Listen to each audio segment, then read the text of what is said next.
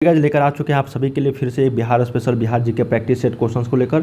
तो जो भी अभ्यर्थी बीपीएससी टीचर या फिर बीपीएससी पीटी एग्जाम्स की तैयारी करे या फिर बिहार सरकार के द्वारा जितने भी आयोजित प्रतियोगिता परीक्षाएं बिहार दरोगा, बिहार पुलिस या फिर बिहार एसएससी, तो जहाँ भी आप लोगों को बिहार से रिलेटेड प्रश्न देखने को मिलेंगे उन सभी के लिए वीडियोज़ काफ़ी इंपॉर्टेंट होगा। वीडियो को लाइक कर लीजिएगा, चैनल को सब्सक्राइब कर लेना, वीडियो को अंत तक सभी देखना। काफ़ी सारे प्रीवियस ईयर्स क्वेश्चन जो इंपॉर्टेंट है पूछे गए हैं वो हम लोग यहाँ पे कवर करेंगे, ठीक है, जिसमें 5 ऑप्शंस आप लोगों को दिया जा रहा है, ठीक है, बिल्कुल न्यू पैटर्न वाला। तो चलिए एक एक प्रश्न को देखते हैं। सारे लाइक कर लेना, चैनल को सब्सक्राइब कर लीजिएगा ताकि नोटिफिकेशन आपको देखने को मिलेंगे जैसे हम लोग अगले वीडियोज लेकर आएंगे। अगला है पहला प्रश्न इस सेट का कि बिहार के निम्नलिखित जिलों में से कौन सा ऐसा जिला है जो नेपाल के साथ सीमा साझा नहीं करता है। तो टोटल 7 ऐसे ज़िले हैं जो बिहार का नेपाल के साथ साझा करता है, तो उसमें से आपको 4 दिया गया है, जिसमें से एक नहीं करता, उसका नाम बताना है। देखिए मधुबनी करता है, सीतामढ़ी करता है, किशनगंज करता है, लेकिन पूर्णिया जो है ये आपका नेपाल के साथ साझा नहीं करता है, तो इसको याद रख लीजिएगा। एक का यहाँ पे डी करेक्ट होगा। क्या होगा? डी। चलिए सेकंड नंबर प्रश्न देखते हैं कि निम्नलिखित में से कौन सा भारत के बिहार राज्य में मौजूदा एकमात्र यूनेस्को धरोहर स्थल है। मतलब यूनेस्को के द्वारा धरोहर स्थल का यहाँ पे मिला है, तो उसमें से कौन सा है? महाबोधि विहार है, नालंदा में बौद्ध मठ है, या फिर विक्रमशिला मठ का प्राचीन स्थल है, या फिर शेरशाह सूरी का मकबरा। तो याद रख लीजिएगा यहाँ। तो इसका राइट आंसर हो जाएगा उपरोक्त में से यहाँ पे कोई नहीं, ठीक है। तो ये महाबोधि जो बौद्ध मंदिर है उसको मिला हुआ है महाबोधि विहार को, तो उसको याद रख लीजिएगा। यहाँ पे बिहार लिखा हुआ है, ठीक है ना, महाबोधि विहार को मिला है, इसको याद रख लीजिएगा। यहाँ पे 2 का ई बौद्ध मंदिर को मिला है जो बोध गया में है, ठीक है, बोध गया में स्थित है आपका बौद्ध मंदिर।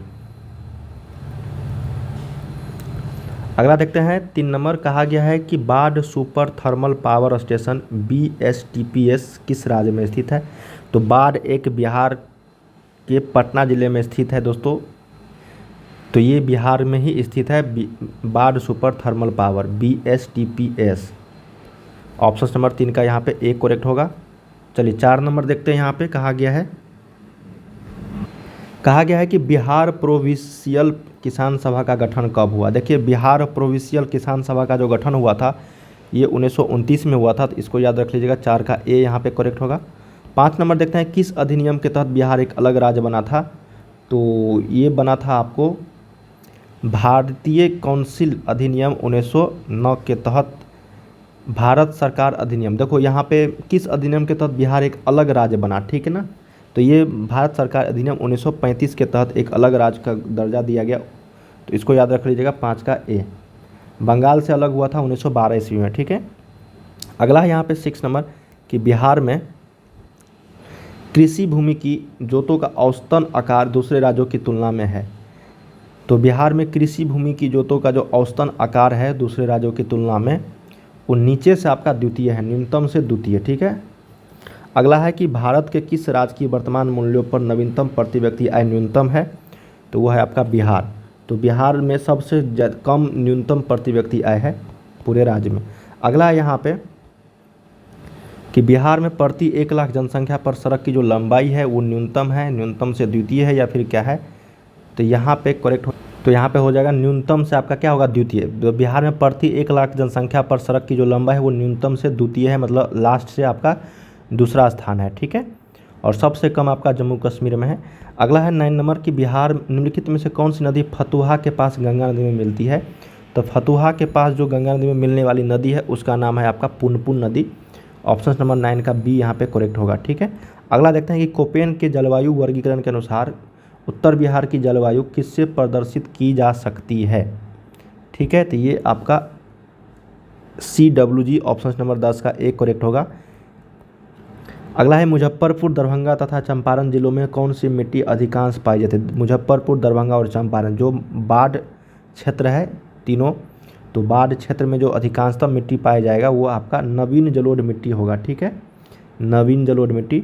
अगला है कि बिहार का सर्वाधिक जूट उत्पादन जिला है। देखिए सर्वाधिक जूट उत्पादन जो होगा बिहार में वो पूर्णिया में होता है, तो 12 का से उत्तर क्या होगा आपका डी। त्रिवेणी नहर किस नदी पर निर्मित है। देखिए त्रिवेणी नहर जो है ये आपका गंडक नदी पर निर्मित है, जो आपको पश्चिमी चंपारण में पड़ता है। अगला है कि जैन धर्म के प्रवर्तक महावीर जी का मोक्ष स्थान कहाँ स्थित है। तो जैन धर्म के जो 24वें तीर्थंकर थे महावीर, उनका मोक्ष स्थान कहाँ पे है, कहाँ स्थित है, यही पूछा गया है। तो ये है आपका पावापुरी में, ऑप्शन नंबर सी। अगला है कि कैमूर पठार किसके लिए प्रसिद्ध है, तो कैमूर पठार जो है ये आपका चूना पत्थर के लिए प्रसिद्ध है। 15 का बी करेक्ट होगा, कैमूर जिला में है। अगला है कि स्वामी सहजानंद सरस्वती ने एक पत्रिका का प्रकाशन किया जिसका नाम था, देखिए स्वामी सहजानंद सरस्वती ने एक पत्रिका का प्रकाशन किया था, उसका नाम क्या था, यही पूछा गया है। तो उसका नाम था हुंकार। क्या नाम था, हुंकार, बी करेक्ट होगा। नेक्स्ट है कि पटना में 1913 में अनुशीलन समिति की एक शाखा की स्थापना किसने किया था, तो ये किए थे सचिंद्र नाथ सन्याल। सचिंद्र नाथ सन्याल, 17 का सी। 18 है कि 1922-23 में मुंगेर में किसान सभा का गठन किसने किया था, तो 1922-23 में मुंगेर में किसान सभा का जो गठन करने वाले व्यक्ति थे वो थे आपको, तो इसका राइट आंसर हो जाएगा आपको ऑप्शन नंबर ई के साथ चलेंगे, क्योंकि इनमें से अधिक होगा। सिरकिन सिंह और मोहम्मद जुबैर के द्वारा 1922-23 में किसान सभा का गठन किया गया था, और 1929 में बिहार प्रांतीय किसान सभा का गठन स्वामी सहजानंद सरस्वती जी के द्वारा किया गया था, बिहार प्रांतीय किसान का। ठीक है। अगला है 1934 में बनी बिहार सोशलिस्ट पार्टी के सचिव थे, तो 1934 में बनी बिहार सोशलिस्ट पार्टी के जो सचिव थे उनका नाम क्या था, तो उसका नाम आपको पूछा जाएगा, तो जयप्रकाश नारायण जी थे। अगला है यहाँ पे कि बिहार से भारतीय संविधान सभा के सदस्य कौन थे, तो बिहार से भारतीय संविधान सभा के जो सदस्य थे वो आपको A.N. सिन्हा, राजेंद्र प्रसाद, जगजीवन राम, श्यामनंदन में, तो उपरोक्त में से एक से अधिक हो जाएंगे, तो 20 का यहाँ पे ई करेक्ट होगा। अगला है कि बिहार में 1937 में गठित प्रथम भारतीय मंत्रिमंडल का नेतृत्व किसने किया था, तो ये किया था आपका मोहम्मद यूनुस ने, तो ऑप्शन नंबर 21 का यहाँ पे बी करेक्ट होगा। 22 देखते हैं कि पटना लॉन का गांधी मैदान के रूप में नामकरण कब किया गया। देखिए पटना लॉन का गांधी मैदान के रूप में जो नामकरण किया गया, इसका सही उत्तर हो जाएगा आपका उपरोक्त में से कोई नहीं, क्योंकि पटना लॉन का जो गांधी मैदान का नामकरण हुआ था वो महात्मा गांधी के सम्मान में किया गया था, और महात्मा गांधी का जो प्रतिमा देखे होंगे गांधी मैदान में, पटना के गांधी मैदान में, वो 1990 के दशक में बनाया गया था। ठीक है। तो यहाँ पे सही उत्तर ई करेक्ट होगा, ये 4 ऑप्शंस यहाँ पे गलत है।